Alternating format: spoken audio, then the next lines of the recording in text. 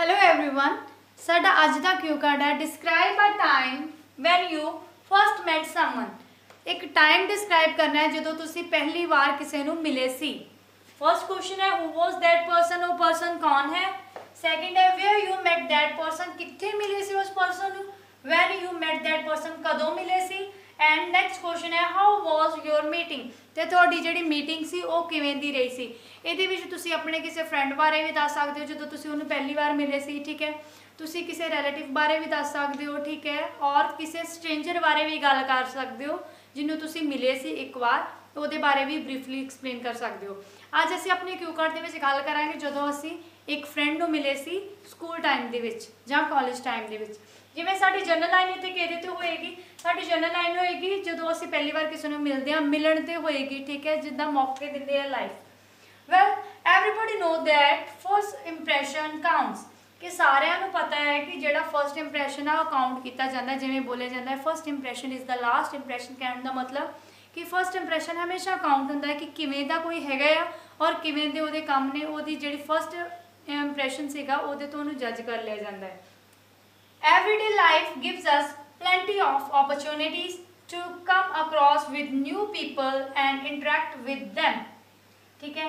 रोज सानू जिहड़ी लाइफ आ वो मौके दिंदी आ, प्लेंटी मतलब अबंडेंट, मतलब भरपूर, बहुत ज़्यादा मौके दिंदी है सानू लाइफ। किन्ना वास्ते, मतलब नवें लोकां नू मिलण वास्ते ते उन्हां दे नाल इंटरैक्ट करन वास्ते, मतलब कम्यूनीकेट करन वास्ते।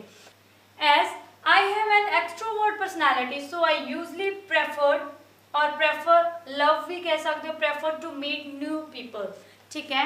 जिवें मेरी एक्सट्रोवर्ट पर्सनैलिटी असीं उहनूं कहंदे हां जिहनूं लोकां दे नाल मिलना जुलना पसंद होवे, एक ही मेरी एक्सट्रोवर्ट पर्सनैलिटी हैगी है। इस करके मैं प्रैफर करदा हां जां मैनूं पसंद है नवें लोकां नूं मिलना।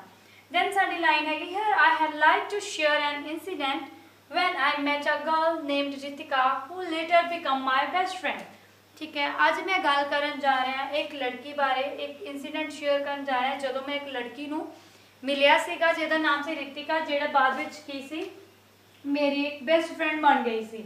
आई vividly recall the first day of my college, कि मतलब मैनू मेरा पहला दिन याद है कॉलेज का।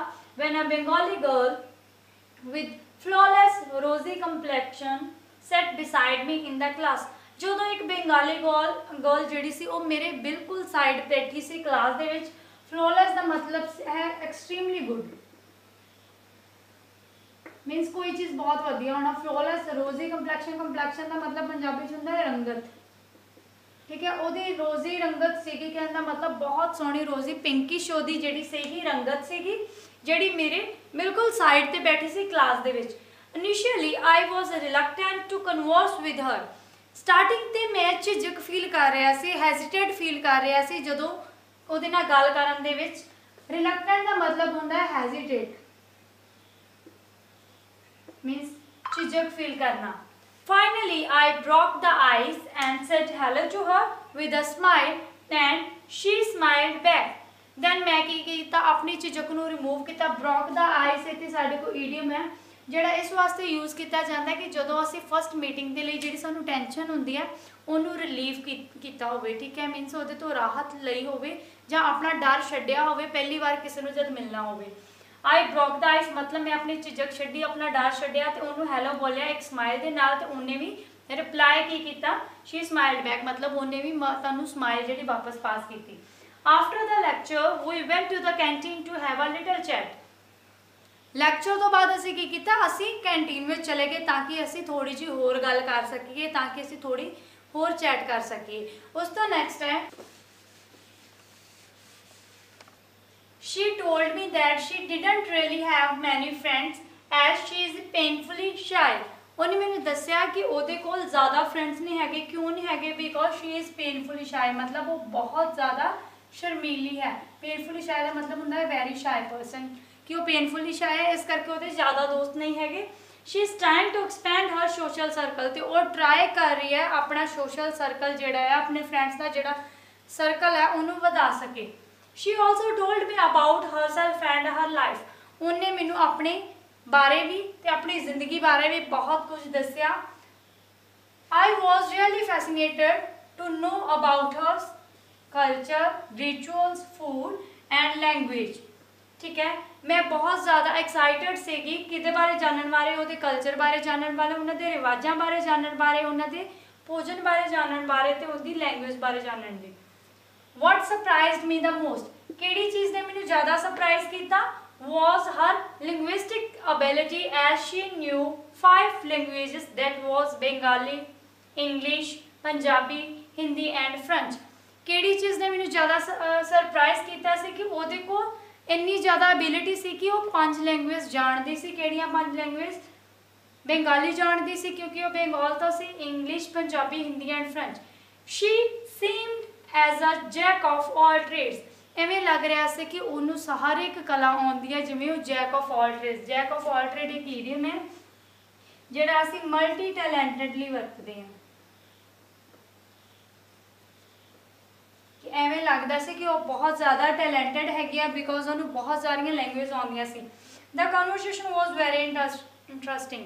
जिहड़ी साडी कन्वर्सेशन सीगी वो जिहड़ी साडी गलबात सी बहुत ही ज़्यादा इंटरस्टिंग सी। It gives me a glimpse into the lives of people living in Bengal. ਉਹਦੀ ਜਿਹੜੀਆਂ ਗੱਲਾਂ ਸੀ ਜਾਂ ਉਹਦੇ ਨਾਲ ਜਿਹੜੀ ਮੇਰੀ ਗੱਲਬਾਤ ਹੋਈ ਸੀ ਉਹਨੇ ਮੈਨੂੰ ਇੱਕ ਝਲਕ ਦਿੱਤੀ ਸੀ ਜਿਹੜੇ ਪੀਪਲ ਜਿਹੜੇ ਲੋਕ ਜਿਹੜੇ ਨੇ ਉਹ ਬੰਗਾਲ ਦੇ ਵਿੱਚ ਰਹਿੰਦੇ ਨੇ ਉਹਨਾਂ ਬਾਰੇ ਝਲਕ ਦਿੱਤੀ ਸੀ। मीनस का मतलब होता है झलक पंजाबी मीनस एक पर्टिकुलर लुक देनी किसी चीज़ बारे दसना और पता लगना कि वो की है किदा दे वो लोग ने किदा वो रहिंदे ने। These people are kind and open minded. तो मैं ये रियलाइज़ किया ओदियां गल्लां तो कि वो जिहड़े लोग ने वो की ने बहुत ही ज़्यादा दयालता वाले ने ते ओपन माइंडेड हैगे ने।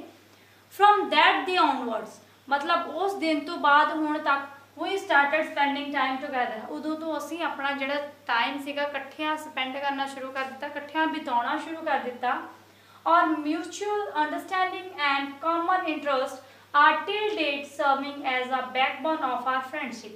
मतलब साडी जिहड़ी आपसी समझ ते जिहड़े साडे कॉमन इंटरस्ट ने, कहण दा मतलब जिहड़े साडे दोनां दे विच कॉमन साडे इंटरस्ट है, साडे टेस्ट है ने, वो हाले तक टिल डेट मतलब हाले तक सर्व कर रहे हैं साडी दोस्ती की एक रीढ़ की हड्डी की तरह वर्क कर रहे हैं।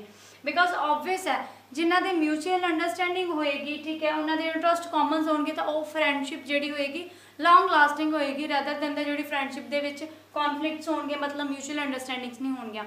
दैन ये सी साडा अज दा क्यू कार्ड। इसकी एंडिंग तुसी इस लाइन के नाल कर सकते हो क्योंकि ये बहुत ही ज़्यादा सूटेबल रहेगी और ये लाइन तुसी जनरल लाइन के तौर पर भी कई क्यू कार्ड्स के विच वरत सकते हो। अगर रिलेटेड होए फ्रेंडशिप के नाल क्यू कार्ड तो वो ये जनरल लाइन के तौर पर भी यूज़ कर सकते हो। ठीक है, अज असी कोशिश की है कि बहुत सारे वोकैबुलरी वर्ड्स और इडियम्स को कवर अप किया जा सके और होप है कि तुहानू सारा कुछ समझ आया होगा। अगर फिर भी किसी को कोई प्रॉब्लम आ तो सानू कमेंट बॉक्स में दस सकता है। अगली वीडियो के असी उन्हें जरूर क्लैरीफाई करांगे। Thank you so much, have a nice day.